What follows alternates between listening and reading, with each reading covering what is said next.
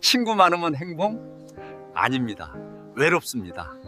동창회 끊으니까 인생이 편해졌습니다. 나는 이불을 머리 위까지 끌어올렸습니다.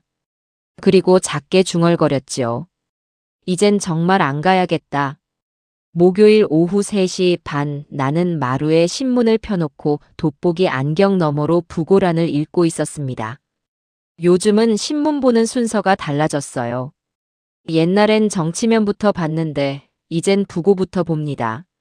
내 또래 이름이 있나 없나, 혹시 아는 사람 있나, 그게 먼저 궁금해지더군요. 손가락으로 이름 하나하나 짚어가는데 휴대폰이 떨렸습니다. 따르릉 따르릉. 예전 구식 벨소리가 유난히 크게 울렸지요. 화면에 뜬 이름을 보는 순간 나도 모르게 한숨이 먼저 나왔습니다. 초등학교 동창 김태수. 아이고, 또 시작이구나 싶었어요. 이 친구는 1년에 딱 2번 전화합니다. 봄에 1번, 겨울에 1번. 그것도 모임 있을 때만요. 여보세요? 아이고 만식아. 나 태수야, 태수. 목소리부터 요란합니다. 옆집까지 들릴 기세로 크게 웃더군요. 귓속이 간질간질했어요. 아, 태수. 오래간만이네. 그러게 말이야. 만식이 너 요새 어디 아프냐? 송년회 때도 안 나오고 총회 때도 안 나오고. 송년회고 총회고 다 귀찮아서 안 나간 건데 왜 아프냐고 묻는지 모르겠습니다. 안 나가면 병신인가요? 속으로 웃음이 났지만 겉으로는 멀쩡하게 대꾸했지요. 아프진 않고 그냥 집에 있는 게 편해서. 아이고 이 친구가 집에만 있으면 썩어. 썩어. 우리 나이에 사람 만나야지. 그래야 치매 안 온다니까. 치매 타령이 나왔습니다. 요즘 이 친구들 입버릇이 그겁니다. 모이면 치매 예방, 안 모이면 치매 온다. 내가 치매 걸리든 말든 무슨 상관인지 싶은데도 다들 그 말을 앵무새처럼 반복하지요. 그래서 말인데 이번 달 28일 토요일 저녁 6시. 송년회 한다. 장소는 역전 고향집 2층. 알지? 거기 삼겹살 맛있잖아. 만식이 너 꼭 나와라. 알았지? 꼭 나오라는 말투가 명령조입니다. 물어보는 척하면서 이미 답은 정해놨어요. 나는 신문에 실린 부고 사진 속 할아버지 얼굴을 보며 대답을 질질 끌었습니다. 글쎄, 그날 손주 봐줘야 할 것 같은데. 에이, 무슨 소리야. 손주는 며느리가 보지. 할아버지가 맨날 봐주면 며느리가 게을러져. 그냥 나와. 다들 만식이 보고 싶어 한다니까. 보고 싶어 한다는 말이 꼭 거짓말처럼 들렸습니다. 보고 싶으면 평소에도 연락하지 왜 송년회 때만 보고 싶을까요? 나는 돋보기를 벗으며 창밖을 봤습니다. 겨울 오후 햇살이 비스듬하게 베란다 화분을 비추고 있었어요.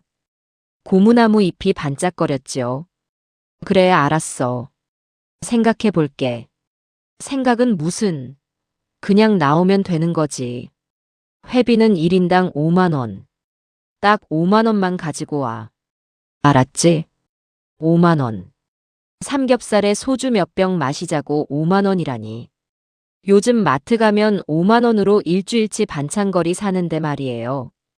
그렇게 말하고 싶었지만 입 밖으로 내지는 않았습니다. 그래, 알았어. 오케이. 그럼 꼭 나와. 톡방에도 공지 올릴 테니까 확인해. 딸깍. 전화가 끊겼습니다.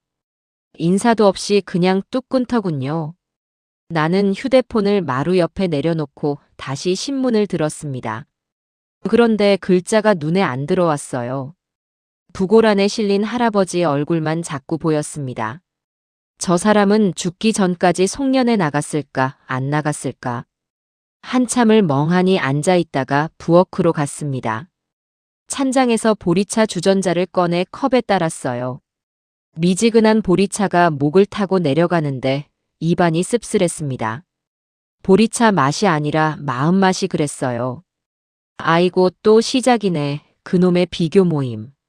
중얼거리는 내 목소리가 텅 빈 부엌에 퍼졌다가 이내 사라졌습니다. 싱크대 위에 놓인 설거지 수세미를 보니까 마음이 더 무거워졌어요. 설거지는 간단한데 송년회는 왜 이렇게 복잡한지. 그릇 닦는 것보다 사람 마음 닦는 게 훨씬 더 힘들지요. 창밖에선 까마귀가 까악까악 울었습니다. 겨울 오후 3시 반, 해는 벌써 기울기 시작했고 내 속은 보리차보다 더 미지근하게 식어 있었습니다. 예전엔 재밌었는데 지금은 왜 이렇게 부담일까? 그날 저녁 아내가 된장찌개를 끓이는 냄새가 집 안에 퍼졌습니다. 구수한 냄새였지요. 나는 거실 소파에 비스듬히 기대앉아 천장을 봤어요. 천장에 붙은 몰딩 테두리가 세월 따라 누렇게 변색된 게 보였습니다. 저 몰딩을 붙인 게 벌써 15년 전인데 시간이 이렇게 빠른가 싶더군요. 여보, 또 동창회 나오래? 부엌에서 아내가 물었습니다. 국자로 찌개를 젓는 소리가 뚝딱뚝딱 들렸어요. 응. 이번 달 28일. 또 가려고? 글쎄. 나는 대답을 흐렸습니다. 가기 싫은데 안 간다고 하면 아내가 또 잔소리할 게 뻔했거든요. 사람 만나야지 집에만 있으면 우울해진다는 둥 친구들이랑 어울려야 건강하다는 둥. 아내도 태수랑 똑같은 소리를 하지요. 그런데 정작 본인은 중학교 동창들이랑 연락 끊은 지 오래됐으면서 말입니다. 창밖이 어두워졌습니다. 가로등 불빛이 하나둘 켜지더니 아파트 단지 전체가 노란빛으로 물들었어요. 나는 소파에서 일어나 서랍장을 열었습니다.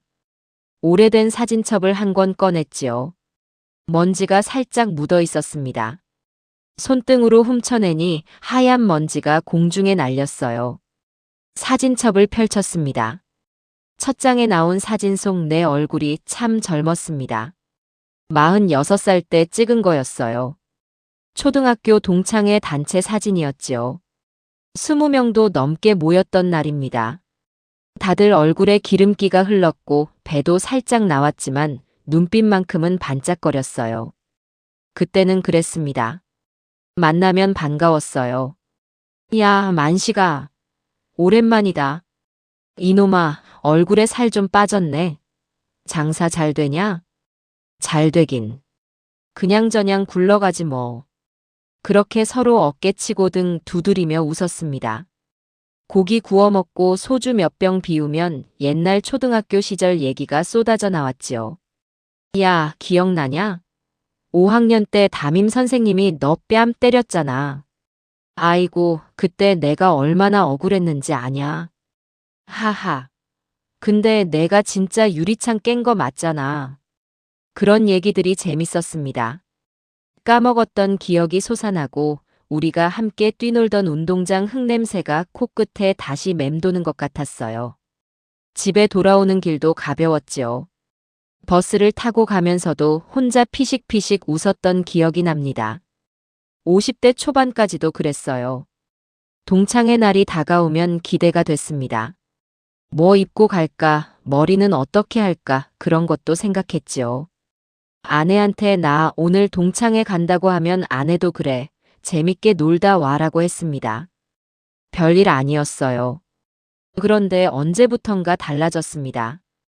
50대 중반 넘어가면서부터였을까요? 동창회 분위기가 슬금슬금 바뀌기 시작했어요.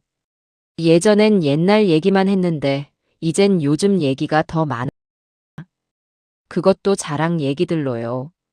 야, 나 이번에 유럽 갔다 왔어. 스위스, 프랑스, 이탈리아 쭉 돌았지. 오, 그래. 나는 작년에 일본 갔다 왔는데 또 가고 싶더라. 여행은 자주 다녀야 해. 나이 들면 못 다니잖아. 나는 그 얘기 듣고 있으면 입맛이 씁쓸해졌습니다. 나는 해외는커녕 제주도도 몇 년째 못 가봤거든요. 비행기 값도 비행기 값이지만 여행 가면 돈이 물 새듯 나가잖습니까? 우리 형편에 무슨 유럽이고 일본입니까? 만식이 너는 여행 안 다녀. 누가 물으면 나는 어물어물 웃으며 대답했습니다. 나는 그냥 집에 있는 게 좋아서. 집순이야, 집순이. 에이, 이 친구가. 그러니까 늙어 보이지. 밖에 나가야 된다니까. 늙어 보인다는 말에 가슴이 뜨끔했습니다. 거울 보면 나도 알아요. 주름이 깊어졌고 머리도 많이 빠졌지요. 그런데 그걸 남이 입 밖에 내서 말하면 기분이 묘합니다. 웃어야 할지 화내야 할지 애매해요. 그게 끝이 아니었습니다. 자식 자랑이 시작되면 더 심했어요. 우리 큰아들 말이야, 이번에 승진했어. 과장됐다니까. 오, 대단한데? 우리 딸은 대기업 다니는데 연봉이 장난 아니야. 요즘 애들 잘 벌어. 우리 때랑 다르지. 나는 그럴 때마다 소주잔만 들었다 놨다 했습니다. 우리 큰아들은 베트남에서 사업한다고 나갔는데 잘 되는지 안 되는지 연락도 뜸하고요. 작은 아들은 회사 다니긴 하는데 월급이 적어서 맨날 쪼들린다고 합니다. 그런 얘기를 동창회에서 할 수 있나요? 입 다물고 있는 게 상책이지요. 만식이 너네 아들은 뭐 하냐? 응. 아, 그냥저냥 회사 다녀. 어디? 그냥 중소기업. 아, 그래. 그래. 라는 대답 속에 미묘한 온도 차이가 느껴졌습니다. 관심 없다는 투였어요. 대기업 아니면 별로 대단하지 않다는 눈빛. 나는 그때부터 자식 얘기는 아예 안 꺼냈습니다. 그러다 60 넘어서는 더 심해졌어요. 이번엔 연금 자랑이 나왔습니다. 야, 나 이번에 국민연금 나오기 시작했는데 생각보다 짭짤해. 얼마나 나오는데? 한 달에 150 정도.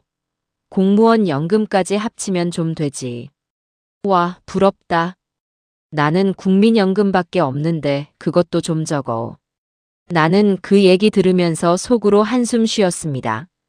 나는 젊었을 때 장사하느라 국민연금 가입을 제대로 못했거든요. 나오는 돈이 얼마 안 됩니다. 기초연금 받아서 근근히 살림 보태는 형편이에요. 그런 얘기를 동창 앞에서 할 수 있습니까? 쪽팔려서 못하지요. 사진첩을 한 장 한 장 넘기는데 사진 속 내 표정이 점점 굳어지는 게 보였습니다. 40대 사진에선 환하게 웃었는데 50대 후반 사진에선 어색하게 웃고 있었어요. 60 넘어선 사진엔 아예 웃지도 않았습니다. 그냥 무표정하게 카메라를 봤지요. 왜 나는 자꾸 초라해지는 기분이 드나. 중얼거리는 내 목소리가 거실에 울렸습니다. 사진첩을 덮으려는데 마지막 장에서 손이 멈췄어요. 2년 전 송년회 사진이었습니다. 15명 정도 모였던 날이지요. 사진 속 내 자리는 끝자리였어요. 구석에 조그맣게 찍혀 있었습니다. 그때 깨달았습니다. 나는 이 모임에서 점점 투명 인간이 되어가고 있다는 걸. 말수도 줄고 존재감도 옅어지고. 옛날엔 내가 먼저 말을 걸었는데 이젠 누가 말 걸어주길 기다리게 됐어요. 그런데 아무도 안 걸어주더군요. 다들 자기 자랑하기 바빴으니까요. 여보, 밥 먹어. 아내가 불렀습니다. 나는 사진첩을 닫고 서랍에 다시 넣었어요. 손가락에 먼지가 묻었습니다. 그 먼지를 털어내며 생각했지요. 이 사진첩도 이제 먼지 쌓이게 그냥 둬야겠다고. 꺼내봤자 기분만 나빠지니까요. 식탁에 앉으니 따끈한 된장찌개가 김을 뿜었습니다. 두부 한 모, 애호박 몇 쪽, 감자 두어 알. 평범한 저녁상이었지요. 나는 숟가락을 들고 찌개를 한 입 떠먹었습니다. 구수했어요. 그런데 목구멍으로 넘어갈 때 왜인지 코끝이 찡했습니다. 아내가 물었습니다. 송년회 갈 거야 말 거야? 나는 찌개 그릇만 보며 대답했습니다. 모르겠어. 생각 좀 해볼게. 에이, 왜 맨날 생각만 해. 갈 거면 가고 말 거면 말고. 아내는 그렇게 말하고 반찬 접시를 내 앞으로 밀어줬습니다. 김치, 깍두기, 멸치볶음. 나는 젓가락으로 멸치 한 마리를 집어 입에 넣었어요. 바삭했지만 짰습니다. 예전엔 동창회가 이렇게 짜지 않았는데 말이지요. 술만 먹으면 허풍, 싸움 지치는 만식. 28일 토요일, 나는 오후 5시부터 옷장 앞에 서 있었습니다. 뭘 입고 갈까 한참을 고민했어요. 검은색 점퍼를 꺼냈다가 다시 넣고 회색 패딩을 꺼냈다가 또 넣었습니다. 결국 제일 무난한 남색 잠바를 걸쳤지요. 거울을 보니 그냥 동네 아저씨였습니다. 뭘 입어도 마찬가지더군요. 다녀올게. 술 많이 마시지 말고. 택시 타고 와. 아내가 현관까지 따라 나오며 말했습니다. 나는 고개만 끄덕이고 문을 닫았어요. 계단을 내려가는데 무릎이 뻐근했습니다. 요즘 계단만 내려가면 무릎에서 소리가 나요. 뚝뚝. 기름칠 안 한 문짝 같은 소리지요. 역전까지 버스로 15분 걸렸습니다. 창밖으로 겨울 저녁 풍경이 스쳐 지나갔어요. 가로등 불빛, 편의점 간판, 치킨집 노란 조명. 다 익숙한 풍경인데 오늘따라 낯설게 느껴졌습니다. 가고 싶지 않은 곳으로 가는 길이라서 그랬을까요? 고향집 2층에 도착하니 벌써 몇 명이 와 있었습니다. 입구에서부터 담배 냄새가 확 풍겼어요. 계단 올라가는데 위에서 웃음소리가 터졌습니다. 크고 시끄러운 웃음이었지요. 아, 만식이다. 만식아. 태수가 손을 흔들며 소리쳤습니다. 얼굴이 벌써 빨갛게 달아올라 있었어요. 술을 미리 마신 것 같았습니다. 왔어. 야, 이 친구가 진짜 왔네. 안 올 줄 알았는데. 태수가 내 어깨를 탁탁 쳤습니다. 손에 힘이 너무 들어가서 어깨가 아팠어요. 웃으면서 때리는 건지 진짜 때리는 건지 헷갈렸습니다. 방 안으로 들어가니 이미 10명 정도 모여 있었습니다. 다들 반갑다고 일어나서 악수하고 포옹했지요. 술 냄새, 담배 냄새, 땀 냄새가 뒤섞여 있었어요. 에어컨은 안 틀어놨는지 방 안이 후텁지근했습니다. 자, 만식이 왔으니까 건배 한번 하자. 태수가 소주병을 들어 올렸습니다. 다들 잔을 들었어요. 나도 따라서 잔을 들었지요. 자, 우리 초등학교 63년생 동기들의 건강과 화목을 위하여. 건배, 건배.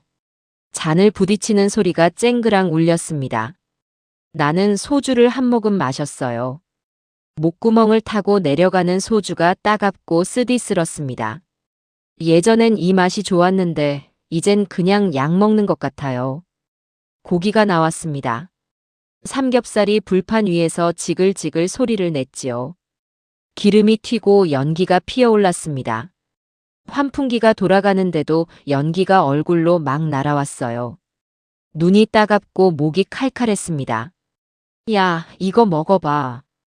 여기 삼겹살 진짜 맛있어. 옆에 앉은 철수가 고기 한 점을 내 접시에 올려줬습니다. 나는 고맙다고 하고 쌈을 싸서 입에 넣었어요. 고기는 부드러웠는데 입안에서 씹히질 않았습니다. 뭘 먹는지도 모르고 그냥 꿀꺽 삼켰지요. 1시간쯤 지나자 분위기가 달라지기 시작했습니다. 다들 소주를 서너 잔씩 비우니까 목소리가 커졌어요. 웃음소리도 거칠어졌고요. 야, 기억나냐? 6학년 때 우리가 옆 동네 애들이랑 싸웠을 때 영우가 갑자기 소리쳤습니다. 얼굴이 빨갛게 익어서 삶은 문어 같았어요. 기억나지. 그때 내가 앞장섰잖아. 무슨 소리야? 내가 앞장섰지. 아니야, 내가 먼저 나갔어. 둘이 우기기 시작했습니다. 50년도 더 지난 싸움을 갖고 지금 또 싸우고 있었어요. 나는 그 모습을 보며 소주잔만 만지작거렸습니다. 술은 더 이상 마시고 싶지 않았어요. 야, 그때 내가 그 새끼 뺨을 딱 갈겼는데 말이야. 영우가 손으로 허공을 휘 갈기는 신용을 했습니다.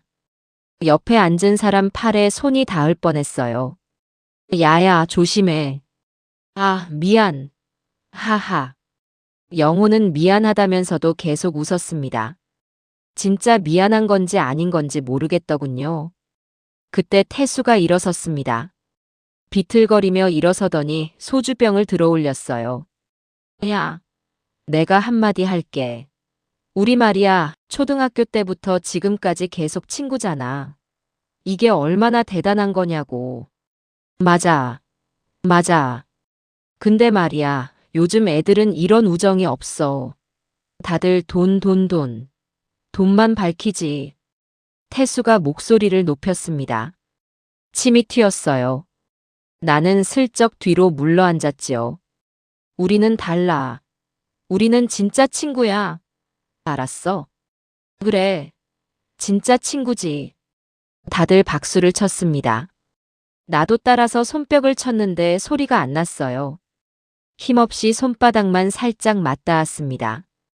태수가 앉더니 이번엔 갑자기 옆 사람한테 시비를 걸었습니다. 야, 근데 너 말이야. 작년에 왜 송년회 안 나왔어? 아, 그때 애 결혼식이 있어서. 결혼식? 결혼식이 친구보다 중요해? 아니, 그게 아니라. 친구를 뭘로 보는 거야? 태수가 갑자기 화를 냈습니다. 얼굴이 더 빨개지더니 눈이 풀렸어요. 전형적인 술 주사였지요. 야야, 태수야. 진정해. 옆에서 누가 말렸습니다. 그런데 태수는 듣지 않았어요. 아니, 친구가 뭔지 알아야지. 친구는 말이야. 태수가 장황하게 떠들기 시작했습니다. 친구론, 우정론, 의리론. 술만 먹으면 매번 나오는 레퍼토리지요. 나는 그 소리를 들으며 물잔을 비웠습니다. 목이 말랐어요. 입안이 텁텁하고 쓴맛이 돌았습니다. 그러다 또 한 명이 떠들기 시작했습니다. 석훈이었어요. 야, 내가 말이야. 요즘 사업이 대박 났어. 오, 그래? 응. 한 달에 1,000만 원씩 벌어. 1,000만 원. 석훈이 손가락으로 1,000만 원을 세는 신용을 했습니다. 그런데 그 손가락이 떨리고 있었어요. 술에 취해서 제대로 못 펴고 있었지요. 우와, 대단하다. 그치? 나 이번에 차도 바꿨어. 수입차. 오, 무슨 차? 그게 뭐더라 아무튼 비싼 거. 석훈은 차 이름도 기억 못했습니다. 허풍인지 진짜인지 알 수가 없었어요. 나는 그냥 고개만 끄덕였지요. 시간이 지날수록 방 안은 더 시끄러워졌습니다. 고함, 웃음, 욕설, 자랑이 뒤섞였어요. 누구는 과거 자랑, 누구는 현재 자랑, 누구는 자식 자랑. 한 사람이 떠들면 다른 사람이 더 크게 떠들었습니다. 서로 지지 않으려고 목소리를 높였지요. 나는 구석에 앉아서 그 광경을 지켜봤습니다. 옛날엔 이게 재밌었는데 오늘은 시끄럽기만 했어요. 귀가 멍멍했습니다. 머리도 지끈거렸고요. 만식아, 너는 왜 말이 없어? 태수가 갑자기 나한테 물었습니다. 술에 취한 눈으로 나를 빤히 봤어요. 아, 그냥 듣고 있어. 에이, 재미없는 놈. 너도 뭐 좀 떠들어봐. 나는 할 얘기가 없어서. 할 얘기가 없긴. 다들 있잖아. 태수가 내 어깨를 또 쳤습니다. 이번엔 진짜 아팠어요. 어깨뼈가 욱신거렸습니다. 9시가 넘어서야 모임이 끝났습니다. 다들 비틀거리며 일어났어요. 계산은 태수가 모았습니다. 1인당 5만 원씩. 야, 돈 내. 여기. 나는 지갑에서 5만 원권을 꺼내줬습니다. 태수가 돈을 받더니 세어보지도 않고 주머니에 쑤셔 넣었어요. 밖으로 나오니 찬바람이 얼굴을 때렸습니다. 술 냄새, 담배 냄새, 고기 냄새가 옷에 배어 있었어요. 코트를 벗어서 털었는데 냄새는 안 빠졌습니다. 만식아, 다음에 또 보자. 태수가 손을 흔들며 소리쳤습니다. 나는 그냥 손만 들어 보이고 버스 정류장으로 걸어갔지요.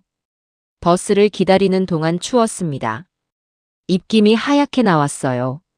손을 호호 불며 서 있는데 갑자기 한숨이 나왔습니다. 어휴, 나이가 몇인데 아직도 저러나. 중얼거린 내 목소리가 겨울밤 공기에 흩어졌습니다. 버스가 왔어요. 나는 뒷자리에 앉아서 창밖을 봤습니다. 어두운 거리, 가로등, 지나가는 차들. 모든 게 흐릿하게 보였지요. 집에 도착하니 10시 반이었습니다.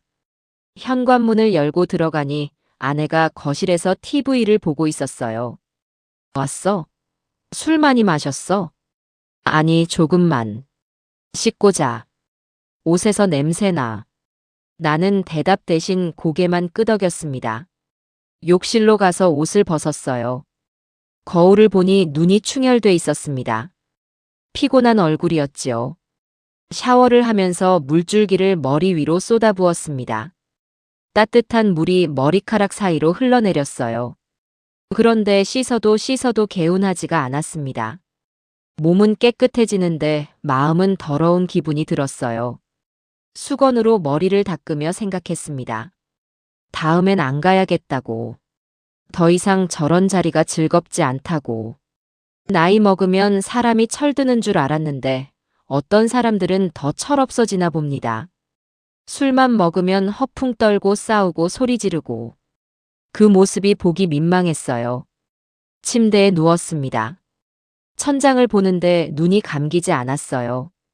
귀에선 아직도 그 시끄러운 소리들이 맴돌았습니다.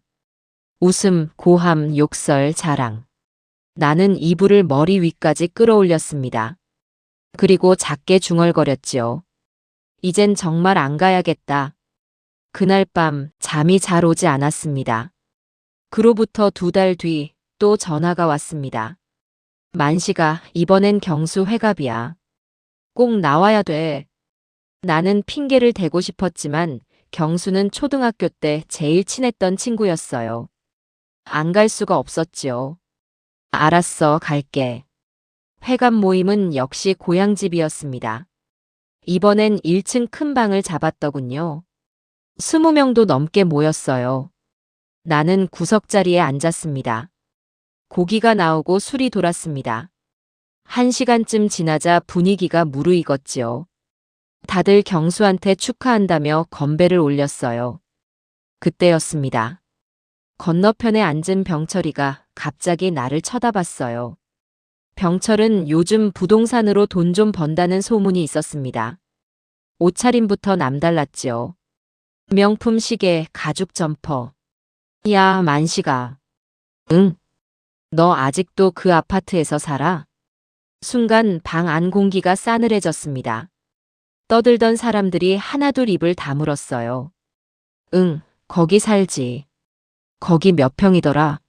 24평, 23평. 아이고, 거긴 좀 작지 않냐? 요즘 그 정도는 신혼집도 아니고. 병철이 피식 웃었습니다. 그 웃음이 귀에 걸렸어요. 비웃는 건지 그냥 웃는 건지 애매했습니다. 나는 살만해. 그래도 이 나이에 평수 좀 늘려야지. 나도 작년에 40평대로 옮겼는데 확실히 다르더라. 나는 소주잔을 들었다가 그냥 내려놨습니다. 목이 메었거든요. 형편이 많이 어렵다며. 병철이 한마디 더 던졌습니다. 그 말에 옆 사람들이 슬쩍슬쩍 나를 쳐다봤어요. 동정 어린 눈빛들이었습니다.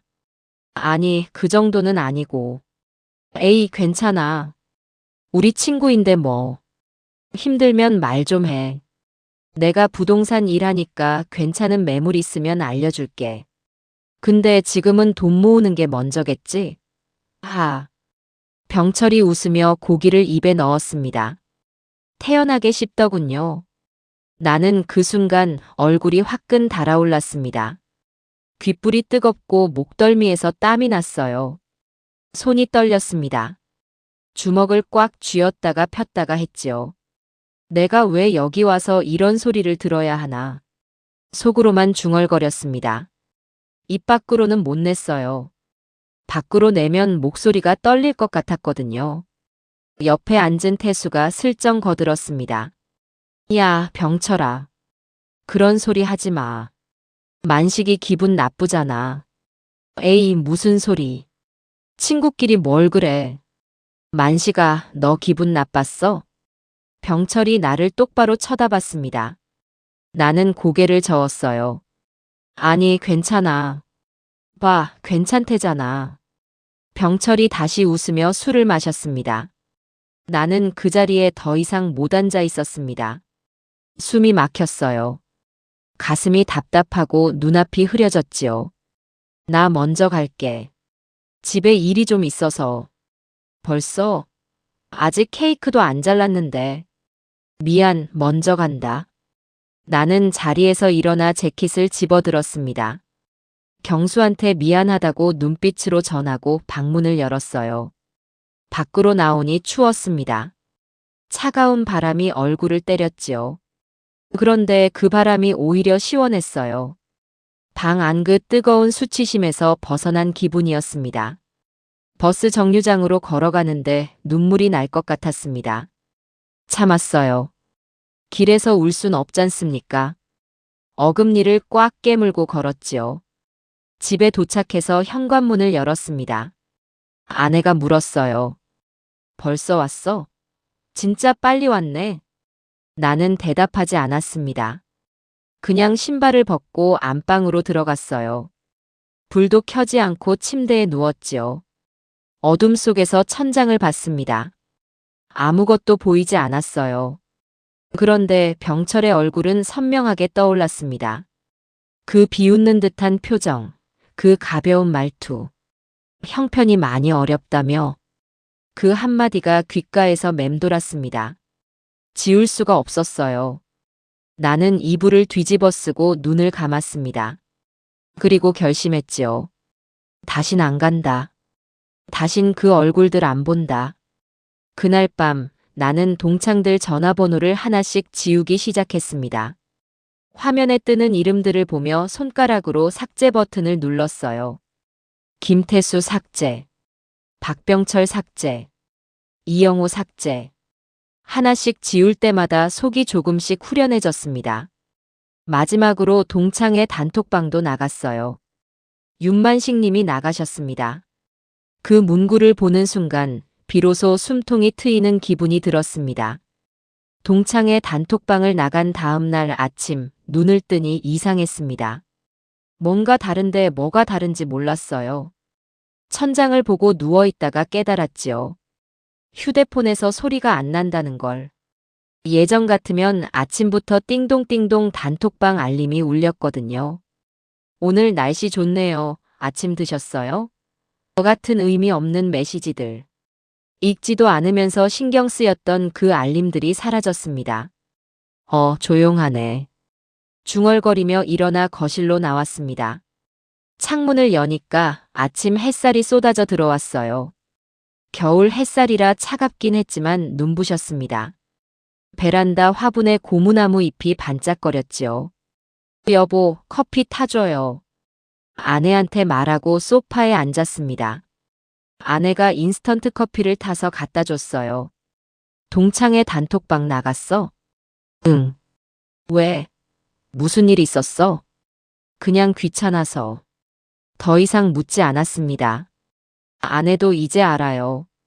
내가 말 짧게 하면 더 캐묻지 말라는 뜻이라는 걸. 커피를 한 모금 마셨습니다. 달고 뜨거웠어요. 입천장이 살짝 데었지만 그게 나쁘지 않았습니다. 혀끝으로 느껴지는 그 따끈함이 오히려 생생했지요. 오늘 뭐 할 거야? 산책이나 좀 할까? 그래, 다녀와. 밥 먹고 옷을 챙겨 입었습니다. 점퍼, 목도리, 모자. 거울을 보니 꼭 등산 가는 사람 같았어요. 뭐 상관없었습니다. 아무도 나를 안 보는데 뭐가 중요합니까? 아파트 단지를 나와 뒷산 쪽으로 걸었습니다. 평일 오전이라 사람이 별로 없었어요. 가끔 조깅하는 젊은 사람, 강아지 산책시키는 아주머니 정도. 다들 나를 쳐다보지도 않았지요. 그게 좋았습니다. 아무도 나를 평가하지 않는다는 게. 만식이 너 요즘 뭐 해? 아들은 잘 되냐? 집은 아직 거기야? 그런 질문이 없다는 게 이렇게 편할 줄 몰랐어요. 오솔길을 걸었습니다. 낙엽이 바닥에 깔려 있었어요. 발로 밟을 때마다 바스락바스락 소리가 났지요. 그 소리가 귀에 좋게 들렸습니다. 누가 떠드는 소리보다 훨씬 나았어요. 벤치에 앉아 쉬었습니다. 숨이 좀 찼거든요. 나이 들면 금방 숨이 차지요. 가만히 앉아서 앞을 보니 나무들이 보였습니다. 잎은 다 떨어지고 앙상한 가지만 남았어요. 그런데 그게 보기 싫지 않았습니다. 오히려 깔끔해 보였지요. 저 나무처럼 살면 안 될까? 필요 없는 건 다 떨어뜨리고 꼭 필요한 것만 남기고. 그런 생각을 했습니다. 바람이 불었어요. 차가운 바람이 얼굴을 스쳤습니다. 코끝이 시렸지요. 그런데 그 차가움이 싫지 않았어요. 살아있다는 느낌이 들었거든요. 새소리가 들렸습니다. 짹짹. 어디선가 참새 우는 소리였어요. 고개를 들어 나무를 보니 참새 2마리가 가지에 앉아 있었습니다. 서로 쪼아대며 놀고 있었지요. 저것들은 참 편해 보이네. 중얼거렸습니다. 참새들은 서로 비교 안 할 겁니다. 너네 집은 몇 평이냐, 새끼는 잘 크냐 그런 거 안 물어보지요. 그냥 밥 먹고 놀고 자면 됩니다. 사람도 저렇게 살면 안 될까요? 한참을 앉아 있다가 일어났습니다. 다시 걸었어요. 이번엔 천천히 걸었습니다. 급할 것도 없었거든요. 갈 곳도 없고 만날 사람도 없었지요. 그게 외로운가? 아니었습니다. 오히려 자유로웠어요. 아무도 내 시간을 빼앗아 가지 않는다는 게 이렇게 좋은 줄 몰랐습니다. 집으로 돌아오는 길에 편의점에 들렀습니다. 캔커피를 하나 샀어요. 따뜻한 커피였지요. 뚜껑을 따서 한 모금 마셨습니다. 진했어요. 쓰면서도 달았습니다. 거리를 걸으며 커피를 마셨습니다. 지나가는 사람들이 보였어요. 출근하는 사람, 장 보는 아주머니, 학교 가는 학생. 다들 바빴습니다. 나만 천천히 걷고 있었지요. 예전 같으면 초라하다고 느꼈을 겁니다. 나는 할 일도 없이 이렇게 빈둥거리는데 남들은 다 바쁘게 사니까요. 그런데 오늘은 달랐습니다. 초라하지 않았어요. 그냥 내 속도로 사는 거구나 싶었습니다. 집에 도착해서 신발을 벗었습니다. 아내가 물었어요. 산책 어땠어? 좋았어. 얼굴이 좀 환해졌네. 그래. 거울을 보니 정말 그랬습니다. 얼굴에 생기가 돌았어요. 볼이 빨갛게 상기됐고 눈빛도 맑았지요. 오늘 뭐 먹을까? 된장찌개. 또, 어제도 먹었잖아. 나는 된장찌개가 제일 좋던데. 아내가 웃으며 부엌으로 갔습니다. 나는 소파에 앉아서 TV를 켰어요. 뉴스가 나왔지요. 별 관심 없었지만 그냥 틀어놨습니다. 휴대폰을 봤습니다. 알림이 하나도 없었어요. 예전 같으면 불안했을 겁니다. 나만 소외되는 건 아닐까 무슨 얘기 하나 궁금했을 거예요. 그런데 오늘은 아무렇지도 않았습니다. 알고 싶지도 않았거든요. 그냥 조용했으면 좋겠다고 생각했지요. 점심을 먹으며 아내한테 말했습니다. 나 요즘 마음이 편해. 왜? 동창들 안 만나니까. 그래. 외롭지 않아? 외롭긴. 오히려 속 편해. 아내가 고개를 끄덕였습니다. 그럼 됐네. 억지로 만날 필요 없지. 응. 된장찌개를 한 숟갈 떠먹었습니다. 구수했어요. 매일 먹어도 안 질리는 맛이었지요. 이게 최고야. 된장찌개. 맨날 이것만 먹으면서. 아내가 웃었습니다. 나도 따라 웃었어요. 그날 오후 나는 베란다에 나가 화분을 들여다봤습니다. 고무나무 잎에 먼지가 쌓여 있었어요. 물티슈로 하나하나 닦아줬지요. 잎이 반들반들해졌습니다. 너도 숨 쉬어야지. 나무한테 말을 걸었습니다. 혼잣말이었지요. 그런데 이상하게 마음이 따뜻해졌어요. 저녁 때 아내랑 산책을 또 나갔습니다. 해가 지고 있었어요. 하늘이 주황빛으로 물들었지요. 아내 손을 잡고 걸었습니다. 언제부터 내 손 잡았어? 아내가 물었습니다.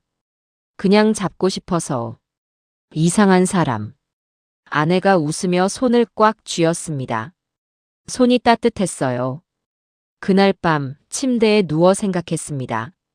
아무도 나를 평가하지 않는 세상. 이게 이렇게 편할 줄 몰랐다고. 이제야 알겠습니다. 안 보면 편하다는 걸. 동창회를 끊고 한 달쯤 지났을 때였습니다. 휴대폰이 울렸어요. 화면을 보니 박형구였지요. 형구는 초등학교 동창인데 동창회엔 잘 안 나왔던 친구였습니다. 여보세요? 만시가 나 형구야. 형구. 오래간만이네. 그러게. 점심 먹었어? 아직. 그럼 나와. 시장에서 순댓국이나 한 그릇 하자. 지금? 응, 지금. 나 벌써 시장 앞이야. 형구는 원래 그랬습니다. 갑자기 전화해서 나와 그러는 스타일이에요. 계획 같은 건 안 세우지요. 알았어, 나갈게. 옷을 챙겨 입고 나갔습니다. 시장까지는 버스로 10분 거리였어요. 시장 입구에 형구가 서 있었습니다. 낡은 점퍼에 운동화 차림이었지요. 나처럼 평범했어요. 명품 시계 같은 건 안 차고 있었습니다. 야, 만시가. 왔어. 악수를 했습니다. 형구 손이 거칠었어요. 일하는 사람 손이었지요. 순댓국집 가자. 여기 맛있는 데 있어. 시장 안쪽으로 걸어 들어갔습니다. 생선 냄새, 나물 냄새, 튀김 냄새가 뒤섞여 있었어요. 시끌벅적했지요. 그런데 그 소리가 싫지 않았습니다. 살아있는 소리였거든요. 순댓국집은 구석에 있었습니다.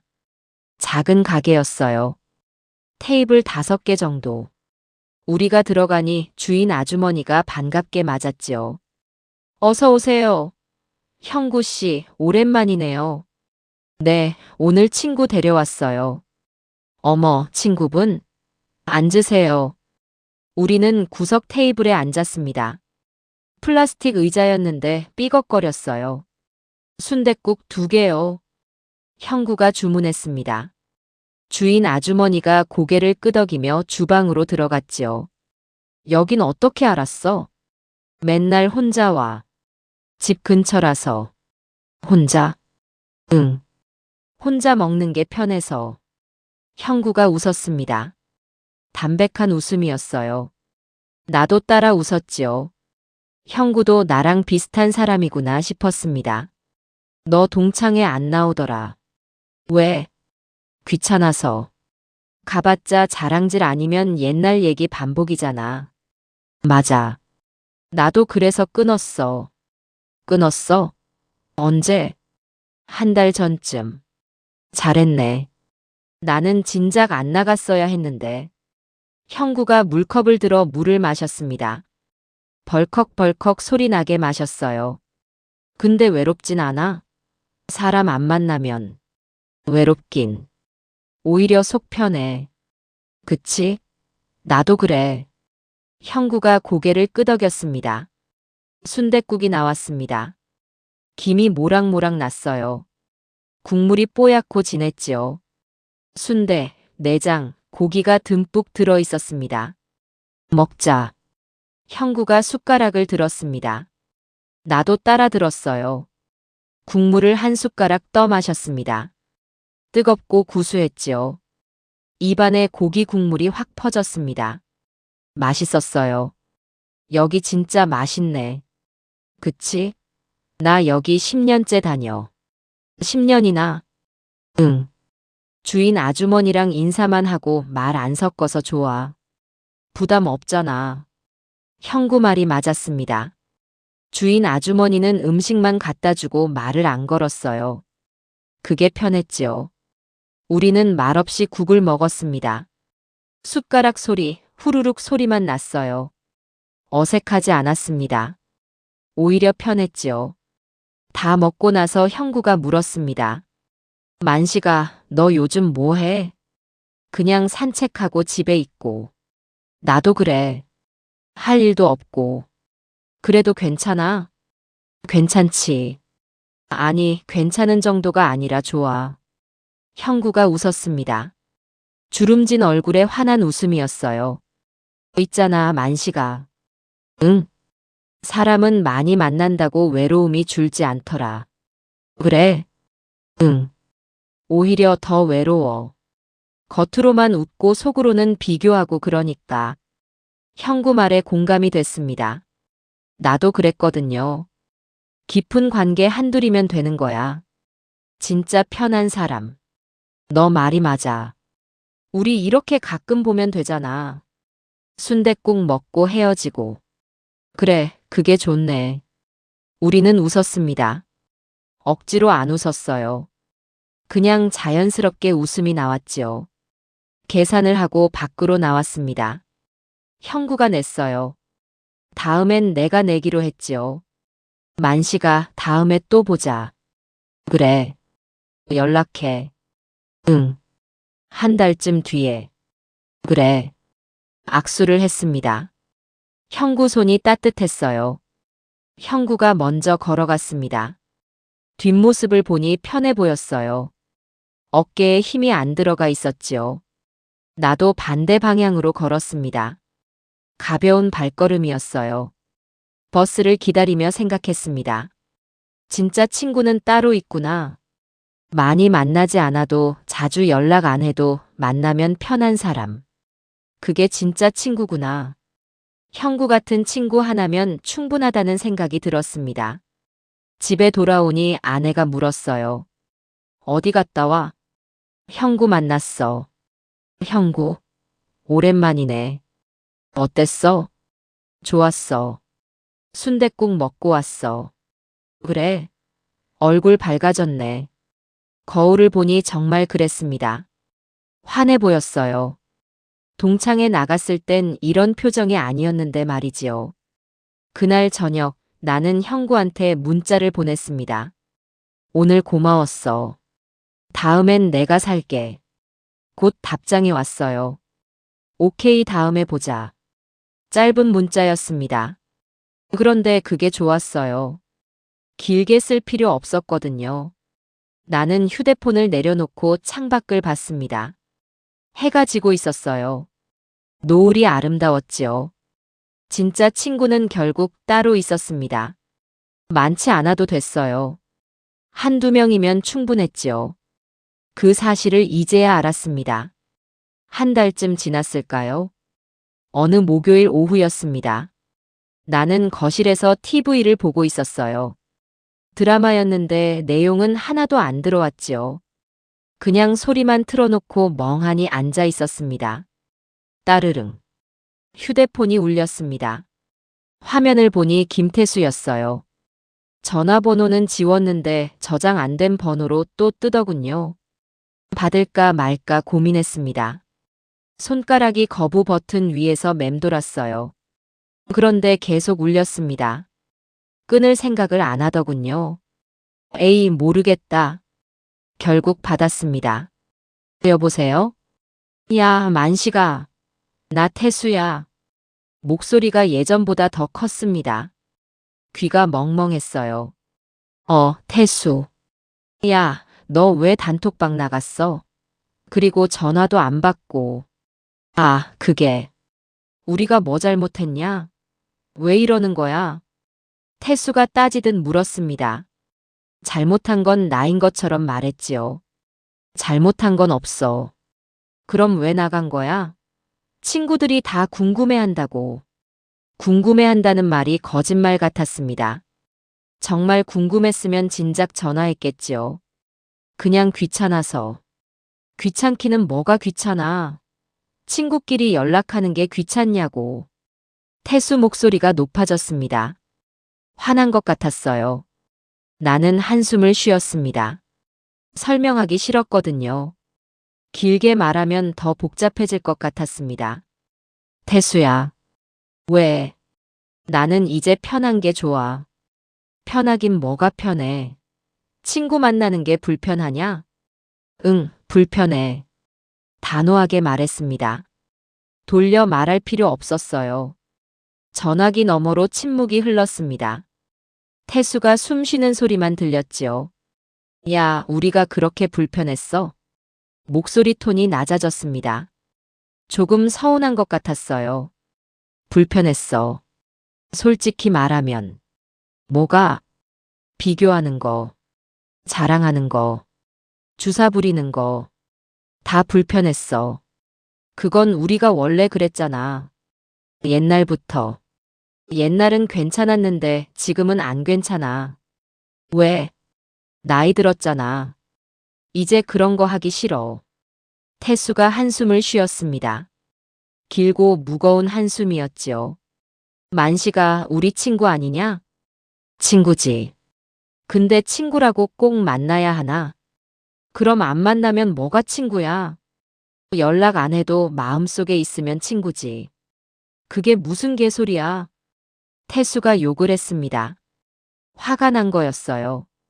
나는 웃음이 나왔습니다. 화낼 일도 아닌데 저렇게 화를 내니까요. 태수야, 나를 지키고 싶어서 그래. 나를 지키긴 뭘 지켜. 내 마음, 내 시간, 내 평화. 그런 거. 에이, 그냥 나이 들어서 예민해진 거지 뭐. 태수가 핀잔을 주듯 말했습니다. 그래, 예민해졌어. 그래서 더 조심해야 돼. 누구 만나는지. 우린 내 친구인데. 친구라고 다 만날 필요는 없잖아. 야, 윤만식. 태수가 이름을 불렀습니다. 화난 목소리였지요. 나 지금 기분 나쁘다. 알아? 미안해. 근데 이게 내 솔직한 마음이야. 좋아. 그럼 너 마음대로 해. 우리도 이제 안 연락할게. 그래, 그렇게 하자. 정말? 응, 정말. 후회하지 마. 안 해. 딸깍. 전화가 끊겼습니다. 태수가 먼저 끊었어요. 나는 휴대폰을 내려놨습니다. 손이 떨리지 않았어요.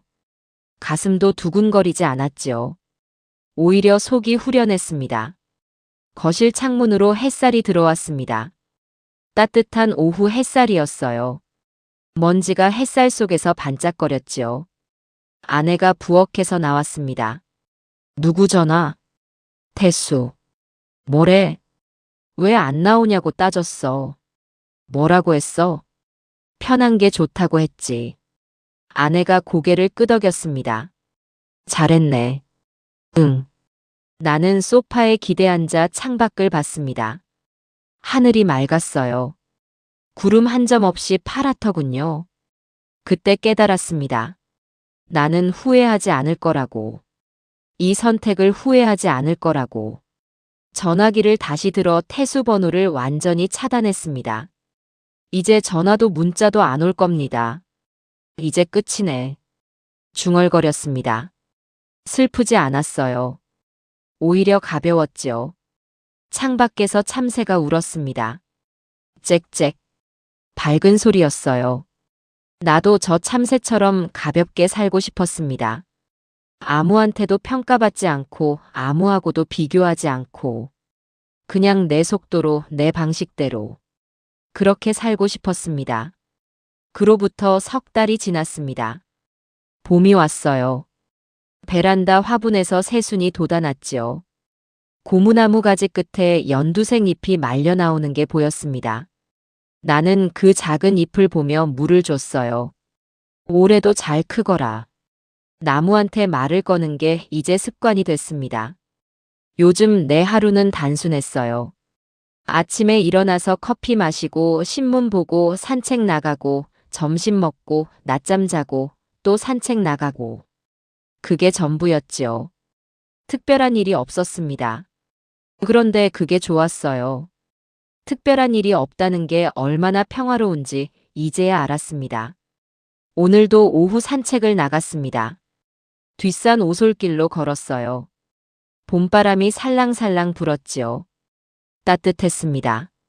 겨울 내내 움츠렸던 어깨가 저절로 펴지는 기분이었어요.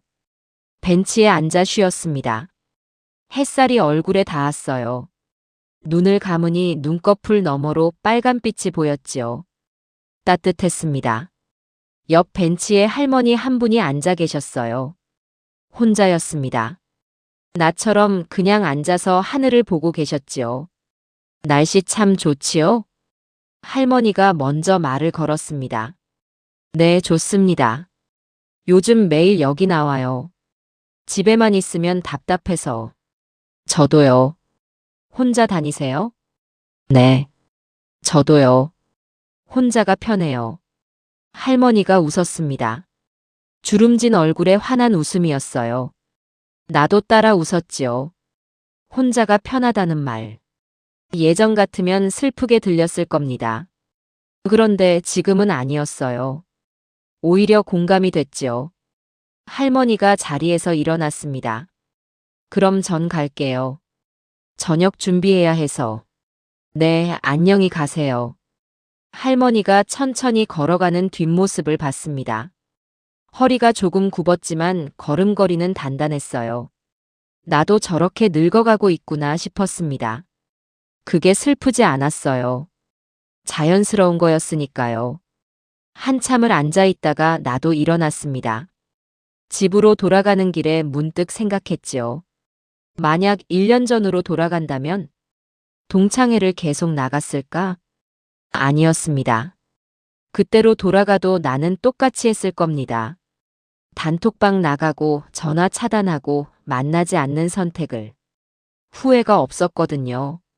집에 도착하니 아내가 저녁을 준비하고 있었습니다. 김치찌개 냄새가 났어요.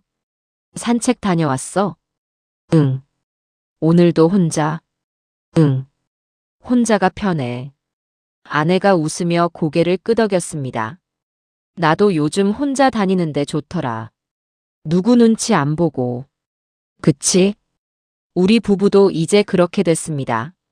억지로 함께 다니지 않아요. 각자 편한 시간에 각자 나가고. 그게 서로한테 더 좋더군요. 저녁을 먹으며 TV를 봤습니다. 뉴스였어요. 세상 돌아가는 얘기가 나왔지요. 참 복잡하게 사네. 중얼거렸습니다. 뭐가? 저 사람들. 저렇게 바쁘게 살아야 하나. 젊으니까 그렇지. 우리도 젊었을 때 저랬나? 그랬지. 맨날 뛰어다니고. 아내 말이 맞았습니다. 우리도 젊었을 때는 바빴어요. 돈 벌랴, 애 키우랴, 사람 만나랴. 정신없이 살았지요. 그런데 이제는 달랐습니다. 바쁠 필요가 없었어요. 천천히 살아도 됐습니다. 식사를 마치고 설거지를 했습니다. 찬물에 손을 담그니까 차가웠어요. 그런데 그 차가움이 싫지 않았지요. 살아있다는 느낌이 들었으니까요. 그릇을 하나하나 닦으며 생각했습니다. 사람이 늙는 건 슬프지 않은데 억지 관계에 묶이는 건 참 슬프더라고. 억지로 웃고, 억지로 듣고, 억지로 참는 것. 그게 제일 슬펐어요. 이젠 그러고 싶지 않았습니다. 남은 시간이 얼마나 될지 모르는데 억지로 살 순 없잖아요. 저녁 7시 다시 한 번 밖에 나갔습니다. 저녁 산책이었지요. 해가 지고 있었어요. 하늘이 주황빛과 보라빛으로 물들었습니다. 아파트 단지를 천천히 걸었어요. 놀이터에서 아이들이 뛰어놀고 있었지요. 웃음소리가 들렸습니다. 밝은 소리였어요. 벤치에 앉아 그 모습을 봤습니다. 저 아이들은 아직 몰라요. 나이 들면 관계가 얼마나 복잡해지는지, 사람 만나는 게 얼마나 피곤해지는지. 하지만 언젠가 알게 되겠지요. 그리고 선택하게 될 겁니다. 억지로 만날 건지, 편하게 혼자 있을 건지. 나는 후자를 택했습니다. 그리고 후회하지 않았어요. 해가 완전히 졌습니다. 가로등이 하나둘 켜지더니 단지 전체가 노란빛으로 물들었어요. 나는 벤치에서 일어나 집으로 걸어갔습니다. 천천히 내 속도로. 집에 들어가니 아내가 TV를 보고 있었어요. 또 나갔다 왔어? 응. 맨날 나가네. 나가는 게 좋더라. 아내가 웃었습니다. 나도 웃었어요. 샤워를 하고 침대에 누웠습니다. 천장을 보니 익숙한 풍경이었지요. 몰딩 테두리 형광등, 벽지 무늬. 그 익숙함이 좋았습니다. 변하지 않는 것들. 나를 평가하지 않는 것들. 그게 제일 편했어요. 눈을 감았습니다. 오늘 하루가 스쳐 지나갔지요. 커피, 산책, 햇살, 바람, 저녁 노을. 단순한 하루였습니다. 그런데 행복했어요. 이제야 알겠습니다. 행복은 복잡한 게 아니라 단순한 거라는 걸. 많이 만나는 게 아니라 편하게 있는 거라는 걸. 나이 들면 알게 됩니다. 안 보면 편하다는 걸. 그리고 그게 나쁜 게 아니라는 걸. 오히려 그게 나를 지키는 방법이라는 걸. 나는 이불을 가슴까지 덮어 올렸습니다. 따뜻했어요. 마지막으로 한 번 더 중얼거렸습니다. 맞아. 그래, 그게 편해. 그리고 편안하게 잠이 들었습니다. 꿈을 꾸지 않았어요. 깊고 고요한 잠이었지요.